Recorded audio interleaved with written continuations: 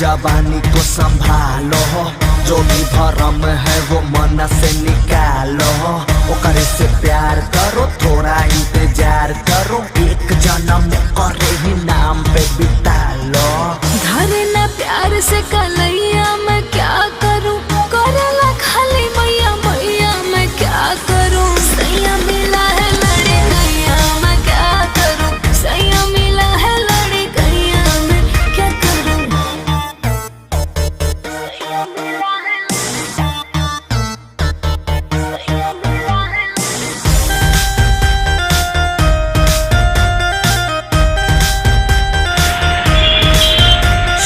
पहली बात तो ये जो तू लाली लाल लगाई है, गांव जवार पे जादू कर सबके नजरों पे छाई है। सुन ले ओ रानी, इतना ना कर मन माने, हम भी इतना बैड नहीं जो हर लू तेरी परेशानी। समझी समझी समझी, हमरा से दूरी बना ले रोजे, आवेला जब अंगड़ैया मैं क्या करूं। सैया मिला है लड़ी गैया मैं क्या करूं, सैया मिला है लड़ी गैया मैं क्या करूं, सैया मिला है लड़ी गैया मैं क्या करूं।